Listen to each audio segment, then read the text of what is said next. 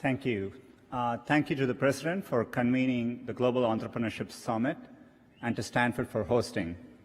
We at Google are proud to be supporting this summit, and we are passionate about entrepreneurship.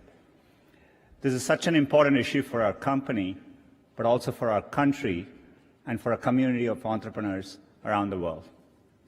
At Google, entrepreneurship is in our DNA. Google was founded here at Stanford, and the company's first home was in a garage just a couple miles from here. Like many of you in the audience, our founders were two young people with a vision of a better future, a better way, and they decided to follow their dreams. We now live on our own campus down the road and in dozens of countries, but the spirit continues. In fact, our most popular products almost all began as big ideas that small entrepreneurial teams dreamed up and made happen. Gmail started with one person's passion to reinvent email. Today, it has over 1 billion monthly active users. Our browser Chrome, a small team's obsession to bring a faster, more secure web to everyone, now has over 1 billion monthly active users. Cardboard, our virtual reality viewer, two engineers in our Paris office had an idea of what's possible with a piece of cardboard and a phone. Now more than 5 million viewers are taking people to new worlds. Using Cardboard, teachers can take their classes on virtual field trips from the Great Barrier Reef to Machu Picchu. First Lady Michelle Obama made this part of her Reach Higher Education initiative. More than 1 million students from 11 countries have gone on virtual field trips.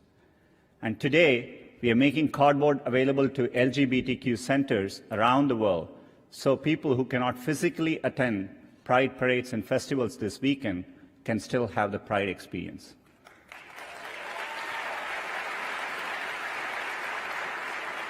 All of this came from two engineers in Paris' bright idea. We don't know what's next or where it'll come from, but we know that the barriers to entrepreneurship and to bringing ideas to global audiences are tumbling. People working anywhere in the world, born anywhere in the world, can create a product and make it available to anyone in the world. The most used messaging app in Southeast Asia was built by a young man born in Ukraine who moved to the US.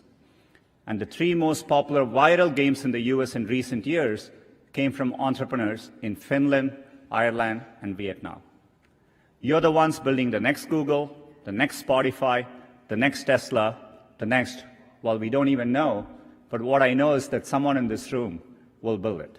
Maybe someone even from the cast of Silicon Valley. Let me tell you a little bit about my personal journey to Silicon Valley from India 22 years ago. Growing up in India, like many of you, I got my first telephone when I was 12.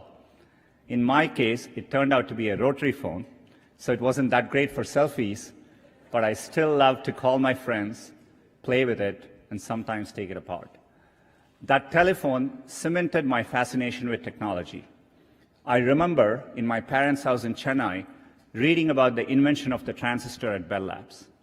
Of course, that initial invention helped found what became known as Silicon Valley, and out of that came companies like Fairchild Semiconductor and Intel, and all the computers and software that we all use today. You can draw a direct line from that invention to the technology that powers your Twitter feed or your WeChat messages today. I remember reading about that and thinking, it's the idea that matters. It didn't matter where you come from or what your background is. One revolutionary idea, one brilliant invention can unleash other entrepreneurs to revolutionize industries in ways you could never predict. The people who built the transistor in many ways enable the entrepreneurs who are using incredible processing power to analyze data and diagnose cancer. In the same way, the invention of smartphones and GPS has enabled other companies to build apps that revolutionize the way we travel around cities. That's why I came here. I had a deep desire to be part of this exchange of ideas, this community of entrepreneurs. And coming to the global hub where this was all happening, at Stanford, I felt welcomed and embraced. People didn't care where I came from, only my ideas and hard work mattered. I'm not alone. The Valley attracts people from all over the world. That is why you're here. I'm excited that over 700 entrepreneurs from over 170 countries are joining us here today. The possibility that anyone with the right idea at the right time can have an impact on others, that is no longer limited to a single place. It's possible everywhere. What we are seeing now is an unprecedented global opportunity. In China, a few months ago, I met entrepreneurs combining social, commerce, and business platforms in entirely new and unique ways. And earlier, I mentioned a game built by an entrepreneur from Vietnam. When I was last in Vietnam, I met him. His name is Dong Nguyen, and he created Flappy Bird. He was a developer from Hanoi who wanted to create simple games, non-violent games, that reminded him of why he fell in love with gaming in the first place. And it quickly became one of the world's most downloaded games for Android and iPhones. Great ideas in technology no longer come from just Silicon Valley. They can and do come from anywhere. And now they can quickly reach scale.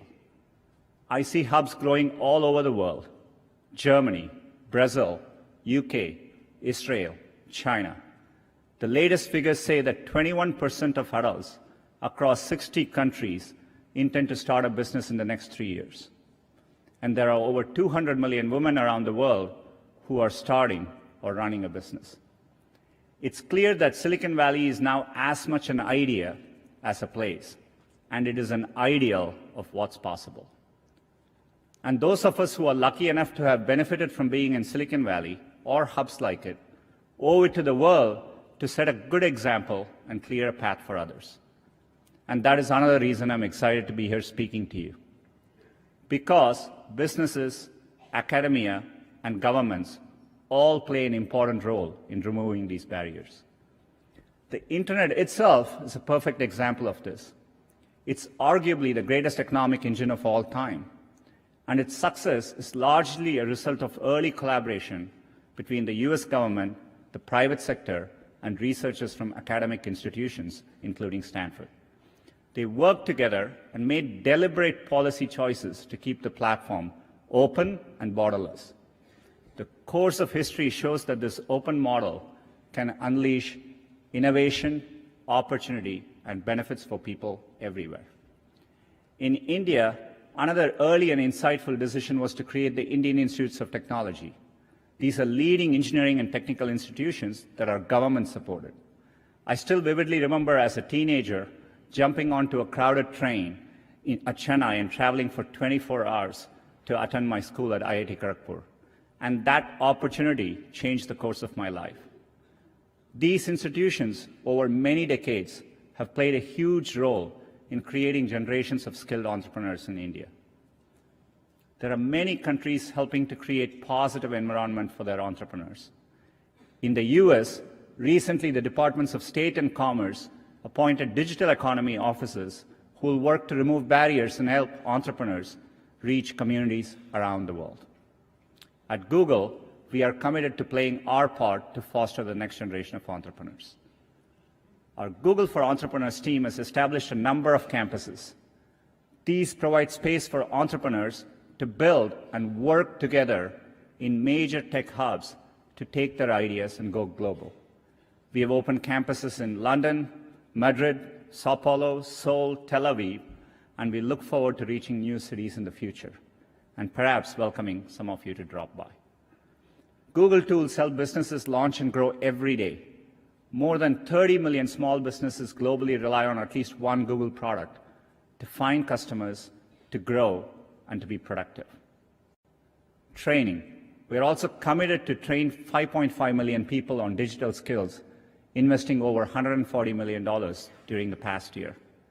In the next year, we aim to provide free digital skills training to 1 million young people in Africa alone. I know how much hard work it takes to pursue a dream of building a business.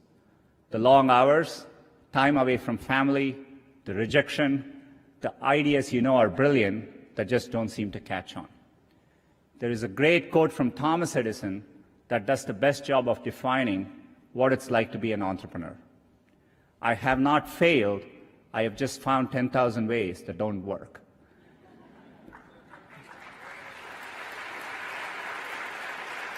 Everyone here is part of a tradition that stretches all the way back to Edison and up to companies like Google today. It's about more than building apps to make money. It's about transforming industries, creating millions of jobs, curing diseases, fighting global warming, and making our schools richer environments for our children. So I hope you enjoy your time here in Silicon Valley, and I hope you find the summit invigorating, and that when you get home, it encourages you to continue building.